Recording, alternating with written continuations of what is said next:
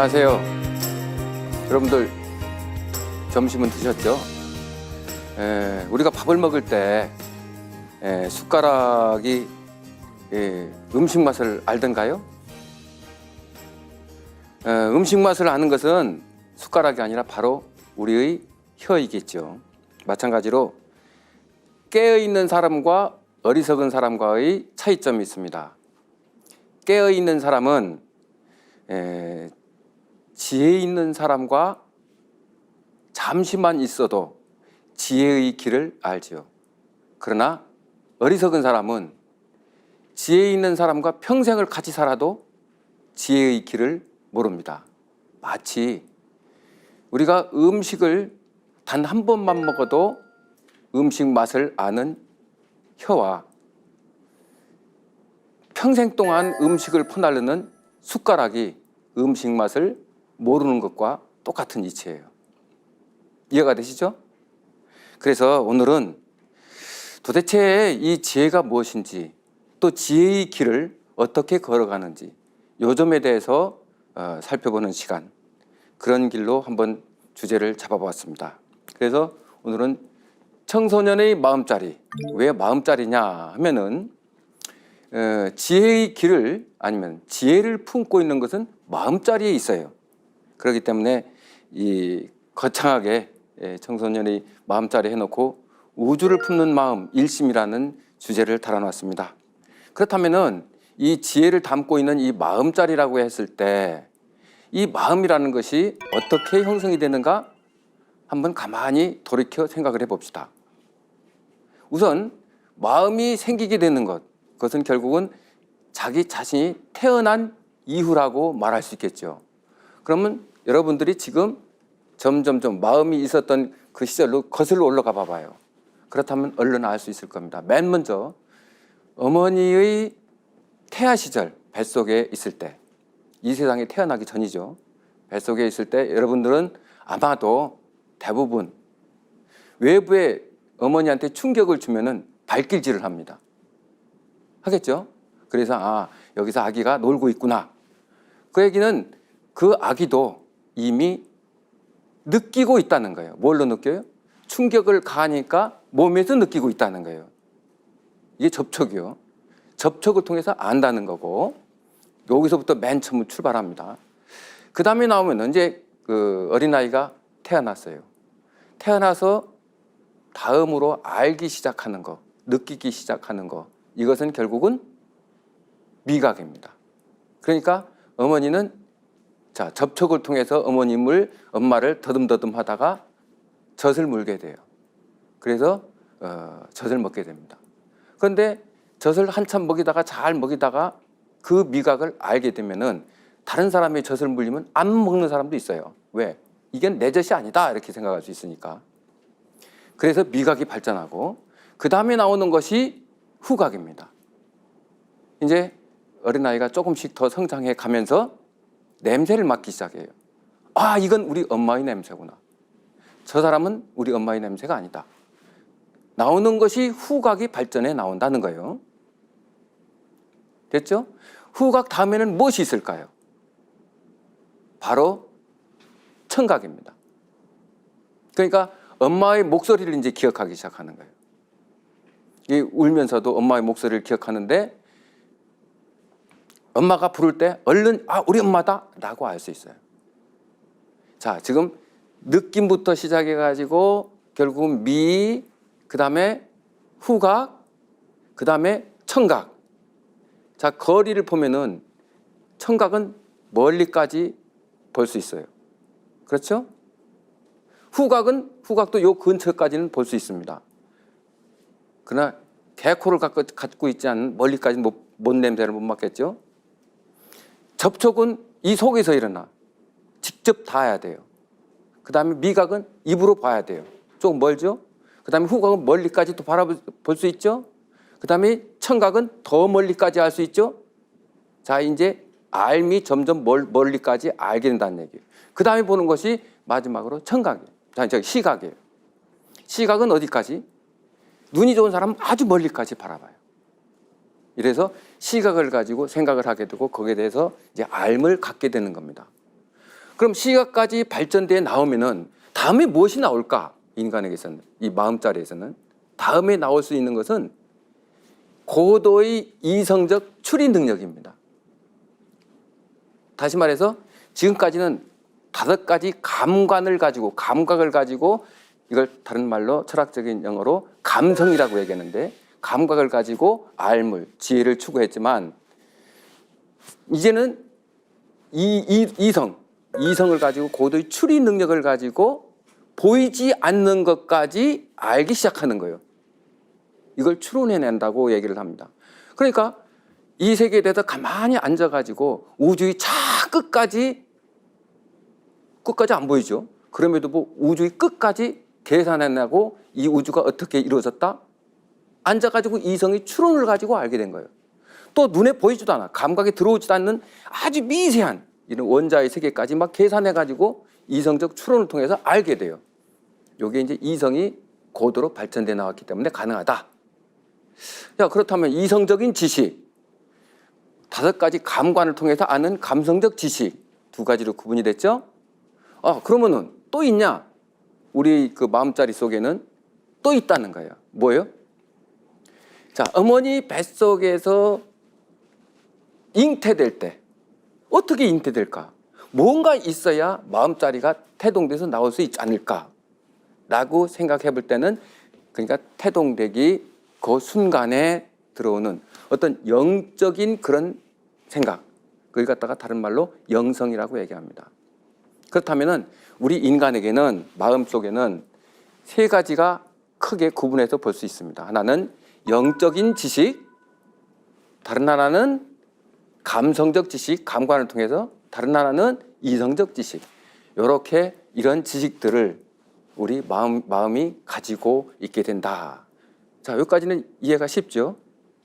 그래서 이런 지식들을 갖는 것은 결국은 생각을 통해서 아니면 느낌을 통해서 알게 된다 해서, 우주를 품는 마음 일심으로 잡아봤어요. 이 말은 뭐냐면은, 우리가 이 소나기에 우주를 집어넣을 수는 없어요. 그러나 우리는 이 우주를 품는 마음을 가질 수 있다. 그 얘기는 저 우주의 끝까지, 아니면 아주 보이지 않는 미세한 것까지 지혜로서, 알므로써 자기가 일심 속에 담아 놓으면은 결국 우주를 품는 마음이 아니냐. 자, 우주를 품어서 생각한다면은 자기가 행동할 때는, 우리 행동은 마구잡이로 행동하지 않아요. 아는 대로 행동합니다. 뭘 먹고 싶다? 뭘 먹고 싶다라고 내가 스스로 인지를 하고 그것을 부족하니까 채워야 되겠다? 물이 부족하다 그럼 물을 먹게 돼요. 행동으로 옮기죠. 만약에 행동과 말, 생각이 일치하지 않는다면 그 사람은 정신이 있는 사람이 아니에요.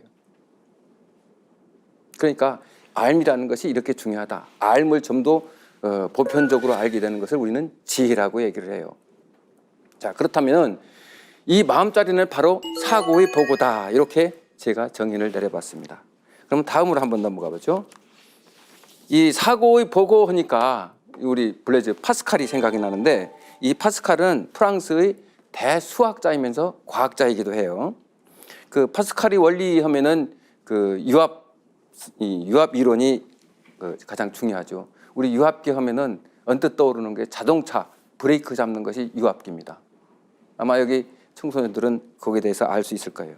파스칼이 왜 인간은 생각하는 갈대다 이렇게 얘기하면서 왜 생각이라는 개념, 다시 말하면 사고라는 개념, 이것을 중시 여겼느냐 하면, 이 사고가 있기 때문에 인간은 위대한 존재가 될 수 있다는 거예요. 파스칼의 유명한 저서 팡세라는 저서가 있는데, 거기서 뭐라고 얘기하느냐면은, 인간은 자연 속에서도 가장 가냘픈 한 줄기 갈대다. 그러나 인간은 생각하는 갈대다. 이렇게 얘기했어요. 자, 생각하는 갈대가 얼마나 연약합니까? 그럼에도 불구하고 이 생각하는 갈대야말로 가장 위대하다. 가장 위대하면서 가장 존귀하다. 그래서 인간은 만물의 영장이 될 수 있다. 만물을 지배할 수 있는 최고의 존귀한 존재가 될 수 있다. 이렇게 주장했던 거예요. 아마 파스칼은 다 알 수 있을 겁니다. 그럼에도 불구하고 이 사유하는 인간, 사유하는 갈대라고 비유됐던 이 사유한 인간이 위대하다라고 했지만, 그보다도 더 위대한 존재가 있습니다. 그 위대한 존재는 뭘까요? 바로 신입니다. 왜 신이 인간보다 사유하는 인간보다 더 위대하냐 하면은 신은 보통 불멸하는 존재, 죽지 않는 존재, 영원한 존재로 우리가 알고 있어요.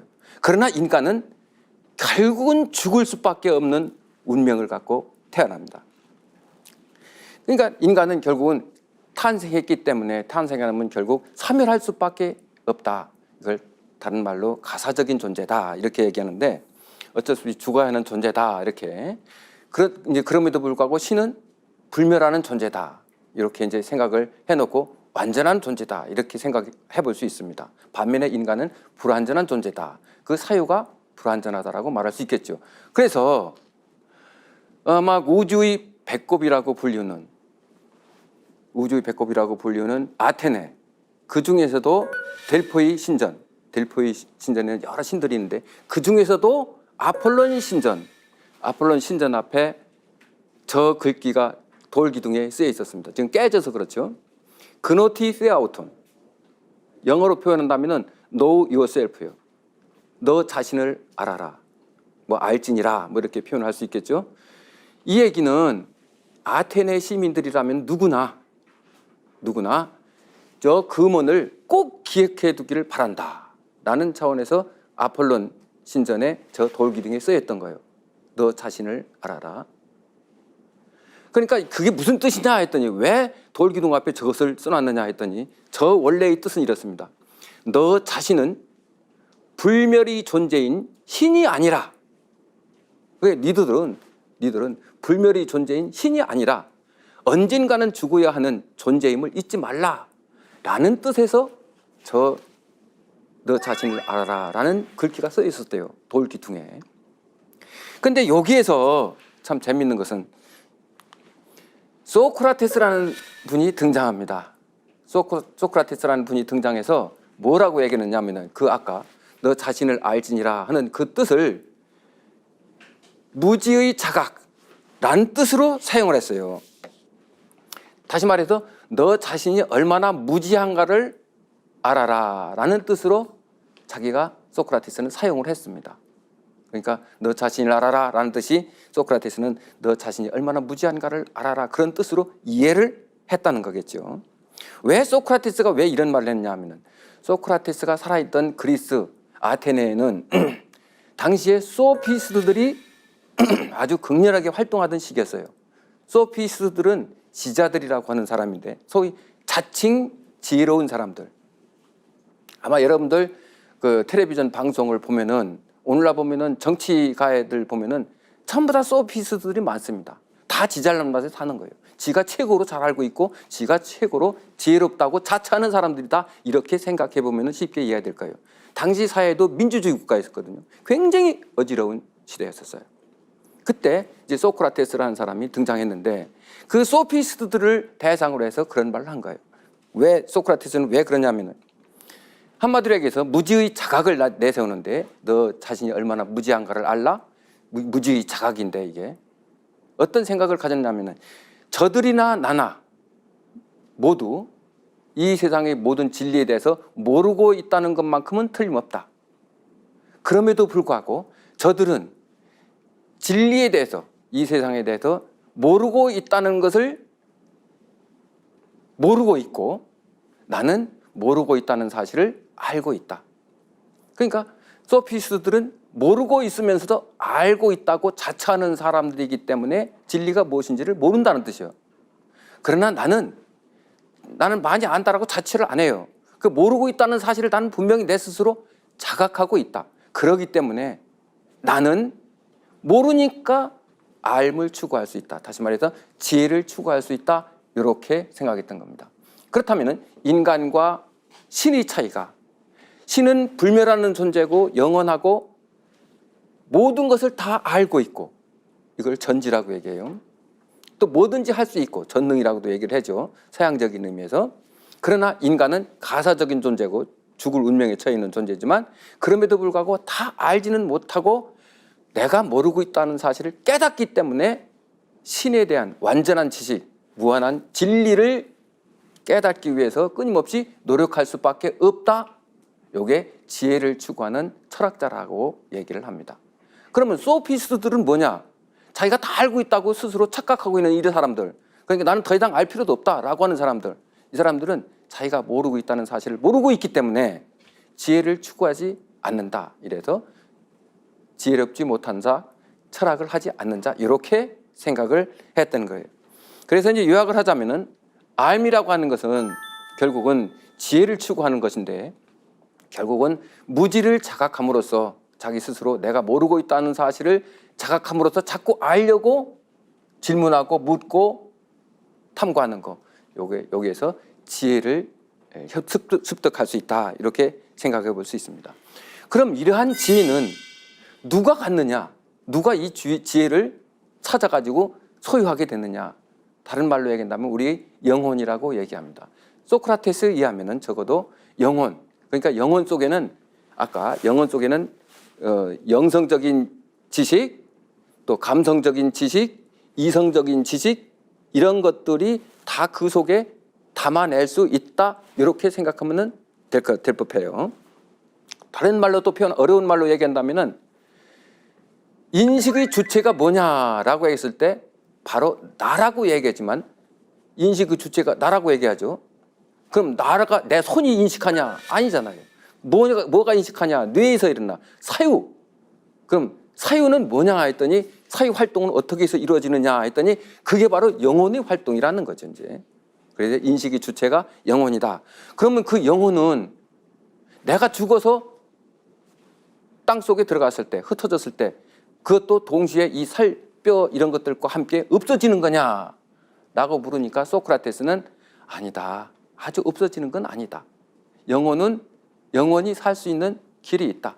그래서 소크라테스는 그 인식의 주체로서 다시 말해서 지혜를 습득하는 주인으로서 영혼을 불멸하는 존재다. 이렇게 생각했던 거예요.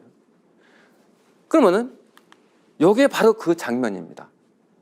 요거는 영혼의 불멸을 역설하는 소크라테스 제목을 이렇게 달았어요. 이게 바로 우리가 이제 보면은 소크라테스의 제목이 소크라테스의 죽음이에요. 그리고 자그루이 다비드가 그린 그림인데 이거 언제 그렸냐면 1748년대에 넘어서 그려진 그림이에요. 1784년. 이 소크라테스의 최후의 죽음인데 여기가 어디냐면 감옥이에요. 감옥에서 내일 독배를 마시는데 마지막 강의를 해요. 제자들을 놓고. 이 그림입니다. 저 가운데 있는 것이 신나가지고 막 강의를 하는 거예요. 나머지 사람들은 다 제자들이요. 그리고 이 제자들 중에서 보면은 여기 그냥 이렇게 탁 여기 있는 사람이 이게 플라톤입니다. 소크라테스의 제자. 이것은 소크라테스의 친구이자 제자인 크리톤이라는 사람이에요. 크리톤. 이게 누구냐 하니까 얘는 크리톤은 이 옥을 지키고 있는 옥사장이에요. 이건 소크라테스는 소크라테스. 여긴 다른 제자들이고. 그래가지고 감옥에 갇혔는데 크리톤이 막 얘기해요. 야, 이 친구야. 아니면 스승님. 잠시 도망가십시오. 자기가 옥사장이니까 내가 대신 뭐 하겠다. 그러니까 소크라테스는 나는 아테네의 민주주의 정당한 법에서 죽음의 선고를 받은 사람이다. 난 아테네의 정당한 법에 따라 죽겠다. 이렇게 한 사람. 그래서 다음 날 독배를 마시면서 죽습니다. 이게 마지막 강의예요. 이 마지막 강의가 바로 인간의 영혼의 불멸에 대해서 얘기합니다. 결론은 인간의 영혼은 내가 죽으면은 나는 먼 여행을 떠난다. 그 여행, 우리 생각해보면 여행은 상당히 즐겁더라. 얼마나 좋더냐. 새로운 것을 늘 볼 수 있으니까. 나는 미리 좀 일찍 떠나니까 너희들은 다음에 올 거 아니냐. 그러니까 죽음에 대해서 너무 두려워하지도 말고 걱정하지 마라. 하는 의미에서 영혼의 불멸에 대해서 얘기를 합니다. 이러면서 70세에 이제 독배를 마시게 되죠. 재밌는 얘기로 소크라테스가 왜 죽게 됐느냐 하니까 소크라테스도 참 재밌는 분이시죠. 인류의 스승이라고 불리는 소크라테스는 생김새도 되게 못생겼어요. 얼굴이 다 얽고 머리통도 엄청나게 크고 그럼에도 불구하고 인류의 스승이라고 불릴 정도로 위대한 사람이라고 말할 수 있겠죠. 소크라테스는 초기에는 원래는 아버지가 이제 석공을 했었는데 조각상이에요. 아버지의 가업을 받아서 그것을 열심히 배웠습니다. 그러다가 자도 석공이 돼가지고 자기도 소피스트들한테 교육도 받았어요. 그러다가 나도 이 조각상으로서 내가 성공하리라라고 했었는데 또 그런 중에 전쟁에도 참가하고 막 그렇습니다. 어느 날 하늘에서 막 소리가 들리는 거예요. 이건 이제 다른 말로 얘기한다면 우리 양심의 소리 들어봤죠. 이게 다이모니온이라고 하는 새로운 신의 세계에서 들린다라고 얘기하는데, 그러니까 아테네 청년들을 좀 제발 일깨워라 내가 라는 얘기가 들려옵니다. 여기서부터 직업을 바꿔버렸어요. 뭘로 바꿔버려? 석공에서 돈 벌어 먹고 살라고 하다가 교육자로 났습니다. 그러니까 소크라테스는 평생 동안 돈을 벌어본 적이 없어요. 젊은 시절 제외하고는. 그러니까 교육자라고 하는 것이 뭐 다른 특별한 학교가 있는 것도 아니고 결국 사람들이 많이 모이는 아크로폴리스 광장, 거기서 젊은 청년들하고 끊임없이 대화를 나눕니다. 야, 올바르다는 게 뭐냐? 잘 산다는 건 뭐냐? 도대체 민주주의라는 게 어떤 거냐? 내가 민주주의, 참된 민주주의를 알면은 그 민주주의를 실행하겠다. 내가 좋은 게 뭔지를 알면은 나는 그 좋음을 그대로 실천하겠다. 왜? 생각과 말과 행동은 일치하는 거니까. 모르면 못한다는 얘기예요. 그럼 정의? 야, 정의로운 사회, 정의사회 구현, 정의로운 사회를 만들어야 되겠는데 지금 나라를 보니까 개판이다. 정의로운 나라를 만들어야 되겠는데 그럼 정의가 뭔지를 알아야 될 거 아니냐. 그럼 진정한 정의란 뭐냐. 한번 얘기를 해보자. 우리는 가끔 또 그런 얘기도 합니다. 성스럽다는 말을 쓰죠. 성스럽다. 자, 성스러움이라는 게 도대체 뭐냐. 만약에 내가 성스러움이라는 것이 무엇인지를 알면은, 영어 속에 그런 성스러움이라는 것을 내가 갖게 된다면은 나는 그 성스러움을 알고 있는 것에 따라서 행동도 성스럽게 행동할 것이고 다른 성스러운 모든 일들을 수행할 수 있을 것이다. 그런데 성스러움이라는 걸 잘못 안다면 잘못 행동할 것이고 올바르게 안다면 올바르게 행동할 것이고, 그래서 안다는 게 이렇게 중요한 거다. 그러니까 토론을 통해서 한번 알아보자. 이게 소크라테스의 산파법이라고 하는 겁니다. 질문하고 대답하고 또 질문하고 대답하고. 이렇게 해서 평생을 살아가요. 70 먹을 때까지 거의. 살아가면서 아테네 청년들을 끊임없이 괴롭히며, 등해라는 말 쓰죠. 괴롭힌다 해가지고 대화를 통해서 진리 추구에 여념이 없습니다. 그러다가 기소를 당해요. 기소를 당하는 이유가 뭐냐면 소크라테스 소피스트들이 보기에 아주 골치 아프거든. 그래가지고 기소를 하는데 제목은 두 가지. 아테네 청년들을 타락시킨다는 죄. 다른 하나는 아테네인들이 믿지 않는 새로운 신을 끌어들여서 믿도록 강요한다는 죄. 그게 아까 양심의 소리에서 들려나는 그런 신의 소리. 그거예요. 그래가지고 기소돼가지고 결국은 아테네도 민주정치니까 패각투표로 이루어졌습니다. 막 자기가 나는 이렇게 살았고 이렇게 살았면서 얘기하면은 거기에 대해서 투표로 이제 결정하는 거예요. 그랬더니 죄가 있다. 죄가 없다. 280대 220으로 졌어요. 그러니까 280명은 소크라테스가 그래도 죄가 있다. 이 생각 던진 거고 220은 소크라테스는 죄가 없다. 이렇게 표를 던진 거예요. 결국은 기소됐죠. 기소돼 가지고 다음에는 이제 형량 판결이 나옵니다. 이 사람을 뭐 1년간 감옥에 넣을 건지 뭐 100년간 감옥 생활 하도록 만들든지 아니면 사형시키든지 이런 형량 판결이 나오는데 그때 변론의 시간이 주어져요. 그 변론의 시간에 소크라테스는 자기의 모든 것들을 다 얘기를 합니다. 그게 소크라테스의 변명이에요. 쫙 얘기하고 나는 참 아테네를 위해서 이렇게 열심히 일했고 전쟁이 일어나면은 누구보다도 먼저 앞장서서 나라를 위해서 일을 했고 또 청년들을 위해서 나는 내 처자식 먹여 살리는데 전념하지 않고 청년들 정신을 일깨우는데 나의 모든 혼신을 다했는데 나 같은 사람한테 죄가 있다니 하면서 비난을 하죠. 그래서 이제 결국은 형량 판결에 그래도 아테네를 이끌고 갈 수 있는 훌륭한 사람들이 아직도 남아있다.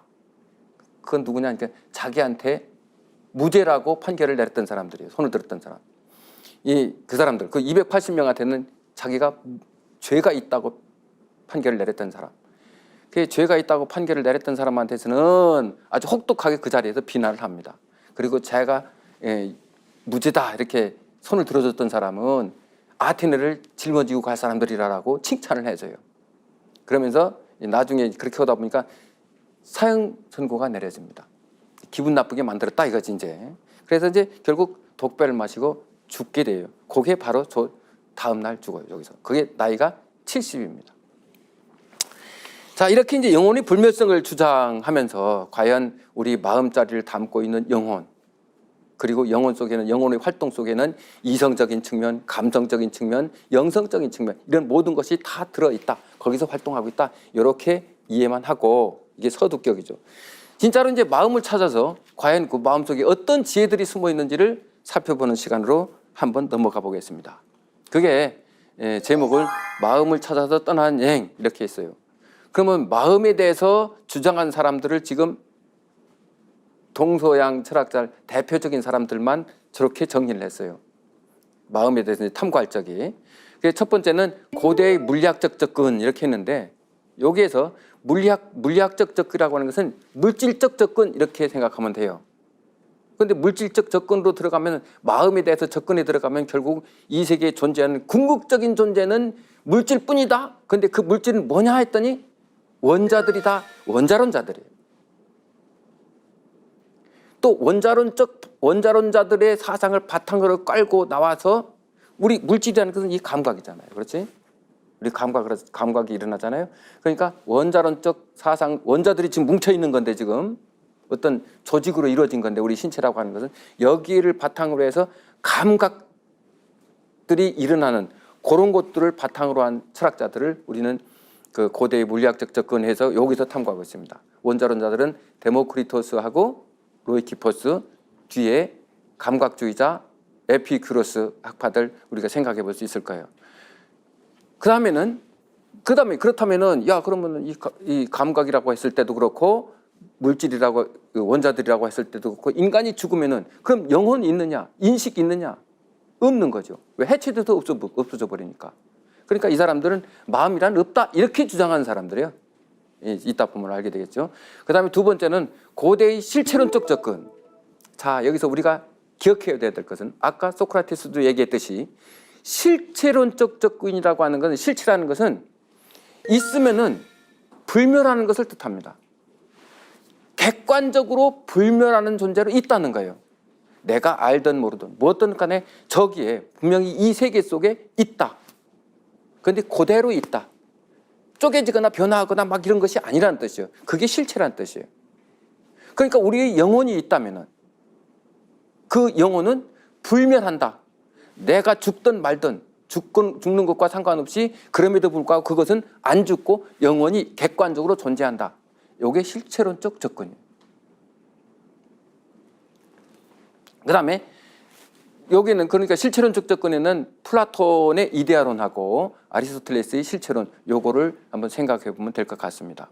그리고 세 번째로는 근대의 이제 관념론적 접근인데, 자, 우리가 존재하는 것은 밖에 뭐가 있는지 없는지를 모른다. 다만 내가 알고 있는 것은 내 머리통 속에 들어있는, 아니면은 내 이 마음 속에 들어있는 관념들 뿐이다. 이게 관념론자예요. 그 관념은 분명히 있는데, 그러니까 이렇게 이걸 쳐다봤을 때, 자, 유리잔이 있는데 우리는, 야, 내 관념 속에 분명히 유리잔이 있으니까 저 물 먹으려고 갑니다. 만약에 이 관념이 전혀, 물이라고 하는 이런 관념, 유리잔이라는 관념이 전혀 없으면은 물 먹으러 갈 수 있어요? 없죠. 근데 저 바깥에 과연 저게 영원히 존재하냐? 실체로 존재하냐? 다른 말로 실제하냐? 그럼 영원히 여기 그대로 있어야 되는데 없잖아. 이거 다 해쳐도 깨져버리잖아. 그래서 저것은 실제하는 것이 아니고 잠시 저렇게 있을 뿐이다. 이 가압적으로 물질들이 뭉쳐가지고 저렇게 있을 뿐이다. 이렇게 생각한다면은 오직 존재하는 것은 관념뿐이다. 이게 관념론자예요. 관념론은 두 가지로 생각해 볼 수 있어요. 하나는 영국의 경험론자들이 생각한 주관적 관념론. 주관적 관념이라는 것은 내 주관 속에만 들어있다는 얘기예요. 그런 관념, 인식, 지식이. 그 다음에 또 하나는 선험적 관념론. 이 선험적 관념론은 선험적으로, 선험이라는 것은 경험 이전을 말하는 거예요. 먼저 선자에다가 경험 혐자를 쓰니까. 경험 이전부터 내가 경험해서 얻는 관념, 요거 이전에 이미 그 어떤 것들이 있다. 이게 선험적 관념론자들이에요. 요 대표적으로 칸트를 예를 듭니다. 임마누엘 칸트. 여기서 근대의 관념론적 접근. 그다음에 이제 동양의 인성론적 조건 이렇게 생각해 볼 수 있는데 우리가 인성이라고 했을 때 여기 동양이에요. 인성이라고 했을 때 인성이라는 것은 사람의 성자. 성자는 저 마음 신방병이라고 얘기하죠. 신방병의 살생자예요. 이 성품이라고 했을 때 성이라고 얘기했을 때는 이미 마음과 생명이 들어있다는 얘기예요. 성 속에는. 글자가 그러니까. 그래서 보니까 인성론적 접근. 그러니까 살아있는 이 성품, 그 성품 속에서 인간의 마음의 문제를 다뤄볼 겁니다. 이렇게 접근해 나가는 거. 여기는 대표적으로 제가 이제 꼽아본 결과 두 이론을 한번 끌어들여 봤어요. 하나는 우리 여러분들 잘 알죠. 맹자. 성선론 하면은 맹자죠. 그렇죠? 그럼 성악설 하면은 우리는 가끔 순자라고 얘기합니다. 인간의 성품은 선하다. 성선론이야. 인간의 성품은 원래 악한 존재다. 성악설이요. 이게 순자로 얘기를 하죠. 성선론적 입장에서 선한 마음, 요것을 한번 분석을 해보기로 하고, 또 하나는 환단고기의 그 태백일사의 소도경전 본문이라는 책자가 있습니다. 그 속에 삼일신고라는 경전이 있어요. 거기에 그 삼일신고의 인성론적 접근해서 우리가 찾아볼 수 있는 아주 대단한 이론이 거기에 숨어 있습니다. 그래서 두 가지를 거기서 이제 인성론적 접근에서 다뤄보기로 해보겠습니다. 마지막으로는 불가의 심리학적 접근 이렇게 했는데 우리는 불가하면 유심론이라고들 얘기해요. 여기서 유심론이니 실제론이니 유물론이니 이런 얘기를 다루는 것은 말하는 것은 유심론 하면은 오직 유자에다가 마음심자예요.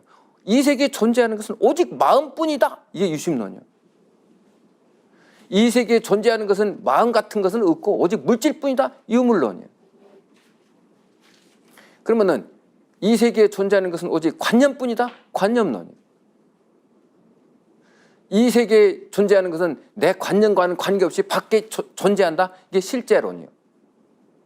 여기서 이제 그 개념적인 의미를 약간 구분을 하고 넘어가도록 해보겠습니다. 그런데 불가는 여기서 심리학적 접근 이렇게 했는데 불가는 한마디로 얘기해서 심리학이에요. 물론 나는 그렇게 생각합니다. 마음속에서 일어나는 것을 고도로 사유해가지고 분석해서 깊이까지 탐구해내는 것이 불가의 이론이에요. 그럼 물질에 대해서 아주 저 미세한 것 깊이까지 저 멀리까지 분석해서 탐구해 나오는 것이 물리학자예요. 물리학자 대표적으로 하면은 아인슈타인 생각해 볼 수 있겠죠. 그러니까 그 정반대로 심리학자, 유심론자 하면은 불가하면은 우리가 석가모니를 생각해 볼 수 있지 않냐. 이렇게 해서 접근을 해 보도록 해보겠습니다. 자, 다음에는 그러면은 우선 먼저 고대의 물리학적 접근에서요. 이제 원자론적 사고라고 얘기했죠. 그 다음에 두 번째는 에피쿠로스의 쾌락주의 이렇게 명칭을 붙여놨어요. 원자론적 사고 하면은 한번 봅시다. 여기 다음에 등장하는 이 그림이 로이키포스하고 레오키포스라고도 얘기하죠. 저 밑에가 데모크리토스요. 상인데 전부 다 원자론자입니다. 이 세계에 궁극적으로 실제하는 것은 원자들 뿐이다. 원자라는 개념은 아톰인데 영어에 아톰은 쪼개질 수 없다. 그러니까 더 이상 쪼개질 수가 없다 한다는 의미에서 원자라는 개념을 써요. 예를 들어봅시다. 우리 이게 종인데 종이를 계속 쪼개다 보면은 더 이상 쪼갤 수 없다. 실질적으로 막 이렇게 거의 먼지도 더 미세하게. 나중에는 쪼개다가 더 쪼개요. 뭘로? 정신을 가지고 쪼갭니다. 사유를 가지고. 일단 크기를 갖는 건 많이 쪼개 보니까 더 이상 쪼개질 수 없는 지점에 이른다. 우리 생각해 볼 수 있잖아요. 그렇죠? 그 더 이상 쪼개질 수 없는 부분에 이르렀을 때 그게 원자예요. 그렇게 생각하면 돼요. 그럼에도 불구하고 지구만한 크기의 원자도 있다. 이렇게도 또 얘기합니다. 왜? 지구만한 크기의 원자도 쪼개지지 않는다. 왜? 쪼개질 틈이 없으니까. 그것도 원자라는 거예요. 원자는 그러니까 잘라질 틈이 없기 때문에 안 쪼개지는 거. 그게 원자라고 생각하면 돼요. 그런데 요즘에는 원자 해도 거기는 뭐 중성자 있고 양성자 있고 전자 있고 이렇게 하잖아요. 그죠? 중성자, 양성자 떼냅니다. 쪼개질 틈이 있으니까 떼내는 거예요. 그렇죠? 그래 전자만 가지고 막 또 뭐 사건들을 만들고 그러죠. 이런 것 생각해 볼 수 있어요. 여기에서 이제 등장하는 것이 결국은 데모크리스부터 시작한다 이렇게 생각해 보면 되고, 더 쪼개질 수 있는 이 우주 만물 속에는 무한히 많은, 무수히 많은 여러 종류의 원자들이 꽉 차 있다. 그 원자들은 끊임없이 운동하고 있다. 운동하다 보니까 충돌한다. 그런데 그 운동을 방해할 아무것도 없다. 왜? 여러분들 당구공 쳐봐서 알겠지만 탁 튀면은 각도에 따라서 튕겨쳐 나갑니다. 원자들도 그렇다는 거예요. 끊임없이 막 운동 일을 하는데 이 원자는 정지할 수가 없어요. 한번 그대로 운동하면 영원히, 그것도 빛보다 빠른 속도로 이렇게 운동한대요. 그래서 이 원자들이 충돌하면서 이루어진 것이 눈을 구성하고 이 머리카락을 구성하고 이런 것들을 다 구성하는 것들이에요. 원자론자들에 의하면. 그럼 어디서 운동하냐 하니까 물질적이 아닌 비물질적인, 다른 말로 텅 빈 공간 속에서 끊임없이 운동한다. 이렇게 해서 이 원자들끼리 뭉쳐가지고 이렇게 이루어진다. 이게 원자론자들. 야, 그럼 거기에는 정신이라는 게 있느냐? 정신은 없어요. 마음이라는 게 있느냐? 여러분들 이 책상이 끊임없이 이 속에도 원자들이 막 운동하고 막 운동하죠? 자, 그 같은 종류 원자들끼리 이렇게 뭉쳐서 요걸 이룬 거예요. 인간도 마찬가지로 머리카락을 이루는 원자 이렇게 뭉쳐 있고, 눈을 이루는 원자 이렇게 뭉쳐 있고, 속에도 심장을 이루는 원자 그렇게 뭉쳐 있어서 그렇게 있는 거예요. 그러니까 여기서 야, 그렇다면 인간에게 있어서 마음이라는 게 있느냐? 우리 마음이 있지 않냐? 그럼 마음은 뭐냐? 했더니 그거 간단해. 어떻게? 원자들이 치고받고 운동하다 보니까 거기서 운동 방식이 우리가 마음이에요. 그 예를 들면은 우리 딱 때리면은 지금 신체를 물질을 때렸어요. 여기 원자들이죠. 여기는 신경세포들이 있습니다. 신경들도 전부 다 원자들로 이루어졌어요. 원자들 전달해가지고 뇌로 들어가. 자, 뇌를 구성하는 원자들은 미세한 아이돌라 같은 원자들로 구성되어 있다. 거기를 탁 치니까 뇌를 구성했던 원자들이 이 방식으로 이렇게 움직이는 거예요. 그게 바로 이건 감각했잖아. 감각. 아이고, 아프죠? 아프다는 그런 방식으로 원자들이 운동하니까 그걸 느끼고, 이렇게 하니까 보들보들하거든. 그렇게 전달되니까 그런 방식으로 원자들이 운동하니까 보들보들한 느낌. 이렇게 된 거예요. 그럼 내가 보는 건 뭐냐? 여러분들 이렇게 보고 있는데 밖에서 원자가 들어와서 눈을 치고 눈 속에 있는 시신경을 통해 가지고 머릿속에 있는 뇌를 땅 때리니까 그렇게 원자들이 운동하니까 이렇게 지금 요 색깔대로 보이는 겁니다. 이렇게 생각한 거예요. 소리도 마찬가지. 미각도 마찬가지. 미각도 쓴 우리 음식을 먹으면 고통스럽잖아요. 그 원자들이 쓴 것들, 갈고리 같은 원자들로 이루어져 가지고 이걸 자극하기 때문에 그렇게 운동 방식이 그렇게 일어났기 때문에 그렇다는 거예요. 결론은 그러면 감각은 일어나는 것은 원자들의 운동 방식이구나. 그러나 우리가 앞에서 지금까지 감각을 통해서 우리가 알을 갖게 되는데, 감각이 일어나는 것은 관념을 일으키는 거고 그것은 우리가 알을 갖게 되는데 이게 원자들의 운동 방식이구나. 그러면 내가 해체됐을 때, 다시 말해서 내가 죽었을 때 이 지식들은 어디로 갔겠느냐? 있겠느냐? 없겠느냐? 없죠. 그럼 또 하나, 관념들도 없어져 버려. 그럼 내 영혼 있을까? 원자론자들한테 있냐? 없다는 거죠. 그래서 이 원자론자들은 유물론이라고 그래요. 영혼이 없다는 거죠. 정신이 없다는 거예요. 다만 물질들이 그렇게 움직이다 보니까 그런 관념들이 생겨난 거, 이걸 감각주의라고 그래요. 그러니까 대부분의 경우 오늘날 유물론자들이 많습니다. 물질적 구조만 중요시 여기는 거예요. 참된 존재라고, 진정으로 좋은 거라고. 그러니까 지금 외부적으로 우리가 예뻐지려 하는 이유가 뭐예요? 아름답게 보이기 위해서, 아름답게 운동 방식이 머릿속에 일어나서 화학적 반응이 일어나서 아름답게 보이도록 하기 위해서 다 전부 다 외모에만 치중을 하게 돼요. 이게 오늘날 경제주의라는 게 물질주의죠. 유물론적 사고들이 팽배해 있어서 그래요. 그러니까 이 사람들에게서는 영혼이라는 건 없다. 이런 가치도 물질적 가치로만 이제 추구하게 되는 거겠죠. 그 다음에 나오는 것이 이제 여기에 보면은 원자론 아까 했죠. 여기 이렇게 저는 정리했습니다. 원자론 자의가 레오키퍼스, 데모크리토스. 더 이상 쪼개질 수 있는 원자, 그다음에 빛보다 빠른 속도로 움직이는 원자들이 존재할 뿐이다. 사유 활동은 뭐냐? 미세한 원자들로 구성된 뇌에서 원자들이 운동 방식이다. 다시 말해 뇌에서 일어나는 화학적 반응이라고 생각하면 되겠죠. 마음이란 없고 정신적 가치도 없다. 유물론의 희조들이다. 이렇게 간단하게 요약을 해봤어요. 다음에 등장하는 것이 에피큐로스라는 사람이에요. 에피큐로스도 결국은 그리스에서 이제 그 삼보수섬에서 이제 출생했고 그리스에서 아테네에서 살았던 사람이에요. 아테네에서 활동을 했죠. 그런데 이 에피큐로스가 굉장히 아주 불운하게 살았던 사람 중에 한 사람입니다. 아주 힘들게 살았죠. 그렇기 때문에 이 사람은 어떻게 하면은 좋은 삶을 누릴 수 있을까? 편안한 삶을 살 수 있을까? 어떻게 하면은 지금 좋은 삶, 그건 선한 삶, 좋은 삶, 고통을 피하고 좋은 삶을 누릴 수 있을까? 요거를 굉장히 생각했던 사람이에요. 에피쿠로스를 갖다가 우리는 쾌락주의라고 얘기했는데 왜 그러냐? 에피쿠로스는 원자론자예요. 원자론적 사고를 바탕으로 나와가지고 해가지고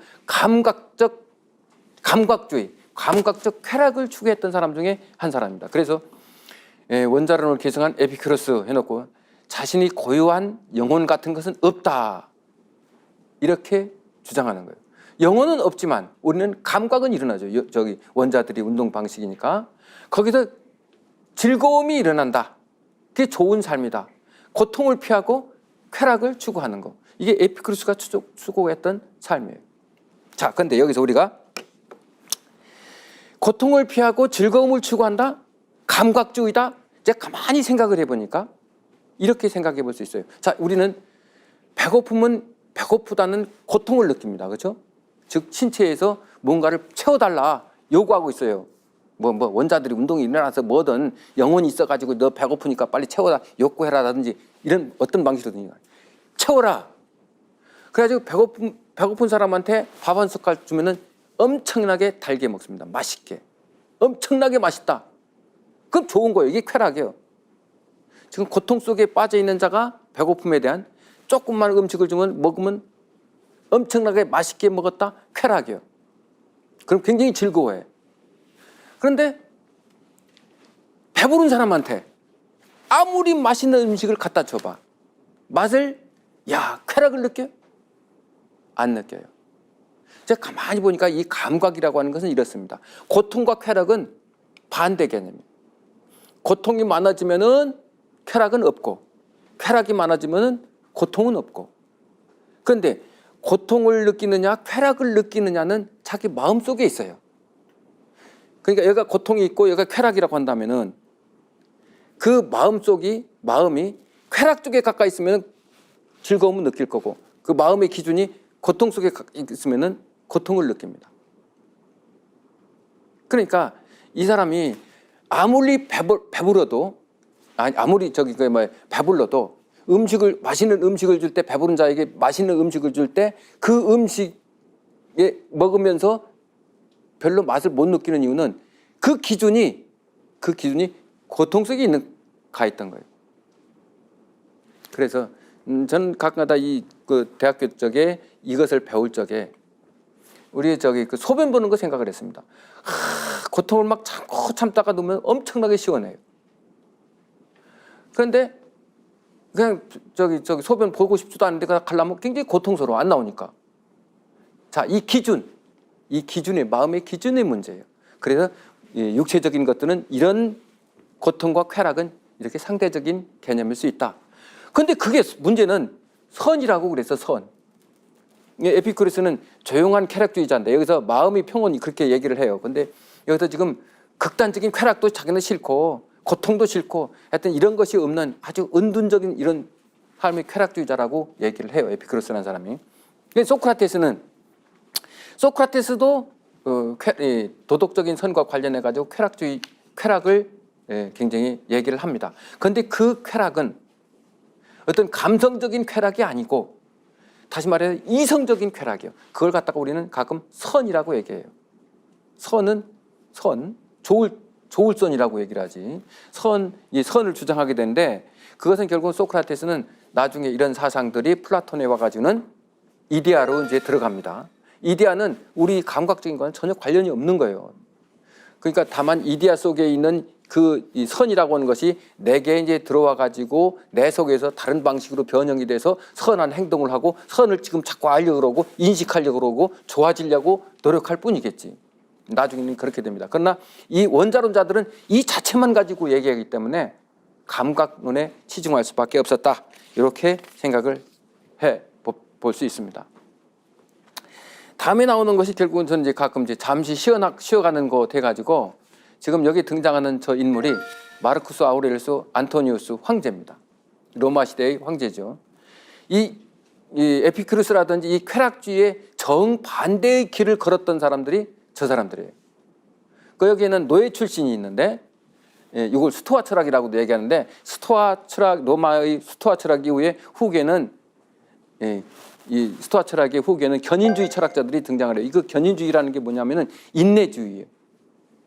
인내주의라는 게 어떤 거냐면은 우리가 자 고통 이거 봐봐요. 내가 감각이라고 하는 것 이것은 잠시 내게 일어날 신체적인 고통 관념이 일어날 뿐이다. 아까 한번 봅시다. 여기서 이제 중요한 것은 이 영혼 같은 건 없다라고 얘기했지만 그럼에도 불구하고 이 감각적인 거 여기에서 에피쿠르스 이 학자들은 어떤 생각을 갖냐면은 이 머릿속에서 일어나는 운동 방식에 지나지 않고 그렇다면은 내가 흩어졌을 때 저것은 다 없어져. 그런데 여기 이제 에피쿠르스 쾌락주의자의 숙적이라고 부르는 이 견인주의 철학, 스토아 철학자들은 내가 있다고 하는 것은 나는 물론 이 사람들도 원자론을 받아들여요. 자, 인간은 물질적인 것으로 이루어진 것만큼은 틀림없다. 자, 이 물질적인 것을 활동할 수 있게 하는 그 원인은 소위 영혼이라고 하는 것들이다. 그 영혼은 내 속에 들어있다. 영혼 활동이 일어나는 거예요. 그럼 감각이라는 게 뭐냐? 물질을 통해서 감각적 활동이 일어나는데 자, 그것은 결국 영혼 속에 지금 고통이라고 딱 때렸을 때 고통이 일어난다면은 그 영혼 속에 어떤 감각적 관념에 지나지 않는다. 이렇게 생각했던 사람들. 그러면은 예를 들면은 이 사람들한테 스토아 철학자들한테 이 견인주의인데 내 육신을 가지고 있는 이 자체는 그게 나냐? 아니라는 거예요. 결국 내 육신은 나의 로고스가 있는데 이 사람들에 의하면 로고스요. 이 로고스가 이런 겁니다. 우주 만물의 근원은 세계 이성이요, 영혼이요. 어떻게 보면 플라톤식으로 한다면 이데아요. 세계 이성 속에 세계 이성이 있기 때문에 우주 만유들은 이런 질서를 가지고 다 창조 변화의 순환을 하게 되고 이 로고스만이 나의 참모습이다. 이렇게 주장하는 사람들이에요. 이 스토아 철학자들이. 한번 예를 들어봅시다. 여기 이제 노예 출신 에픽테투스라는 사람인데 우리는 가끔 야 너의 정체가 뭐냐? 너 자신이 뭐냐? 우리 소크라테스 얘기했잖아. 너 자신을 알아라. 그럼 너 자신이라는 게 어떤 거냐? 물질적인 것이 나냐? 아니면 물질적인 외에 너 따로 있는 너가 있냐? 어차피 물질적인 것은 죽으면 해체돼서 다른 사람들한테 다 돌려주고 이 세상에 놓고 가는 거다. 그러면 너의 고유한 것이 있다면 그건 뭐냐? 스토아 철학자들은 그것이야말로 자기의 로고스라고 얘기해요. 남아있는 거. 그게 어떻게 보면 세계 이성 속에 들어있는 거예요. 세계 이성은 다 가지고 있는 거예요. 세계의 로고스라는 것은. 다만 그것이 여기에 떨어져 나와서 내게 지금 로고스가 들어있다. 이렇게 주장하면 되죠. 야, 그렇다면 내 신체를 이루고 있는 게 감각을 만들어주거나 이 신체적인 거 이런 것들은 다 뭐냐 했더니 내 거가 아니라는 거예요, 원래. 잠시 그 나의 로고스를 실현하기 위해서 필요에 의해서 달고 있을 뿐이다. 그러니까 우리 육신이라고 하는 것은 열심히 살찌우는 거, 빼씩 말리 보기 싫으니까 살찌우는 거고 힘이 없으니까. 너무 뚱뚱해서 막 열심히 빼는 거, 이 에너지 덩어리니까 이걸 빼버리는 거, 결국 불필요하니까. 그러니까 우리 육신이라는 것은 로고스의 도구에 지나지 않는다. 이렇게 생각한 사람들입니다. 대표적인 것은 에픽테투스, 노예라고 얘기했는데 아주 재미있는 일화가 있어요. 이 사람이 결국 전쟁에 패해가지고 노예가 됐는데 그 부잣집 좀 머리가 멍청한 그러나 굉장히 부자인 오직 이 사람은 물질적인 추구만 했던 사람이에요. 그 사람은 이제 노예로 들어갔는데 노예로 들어갔으니까 노예는 주인을 위해서 온갖 봉사를 다 하죠. 주인을 위해서 열심히 일도 하고 다 합니다. 손으로 뭣도 하고 뭣도 하고. 그런데 주위에 있는 사람들이 저 에픽테투스야말로 정말로 훌륭한 사상가이자 훌륭한 인격자이자 이런 사람이다. 달리 말한다면은 스토아 철학자다. 뭐 이런 이렇게 얘기를 해요. 그러니까 주인이 보기에 자기는 무식하거든. 자기 스스로는. 그 저놈이 그렇게 훌륭한 사람이야? 과연 지가 스토아 철학자라고? 그 자기 오직 로고스만 있다라고? 이 신체는 도구에 불과하다고? 아마 이거 도구입니다. 이거 도구. 볼펜 쓰는 것도 도구예요. 내가 필요해서 내 정신을 지금 밖에 드러내기 위해서 연필을 사용해가지고 글씨를 써요. 다른 사람들이 보고 영혼이 안 보이잖아. 내 생각을 읽어봐라. 못 읽히잖아. 그러니까 도구를 통해서 글씨를 써가지고 봐. 이게 내 생각이야. 이렇게 얘기하잖아. 그러니까 이 연필을 쓰는 거 이건 도구야. 그러면 누가 도구를 뿜질렀어. 에이 도구 뿜질렀었네. 이제 못 쓰겠다. 에이 버려. 이렇게 되죠.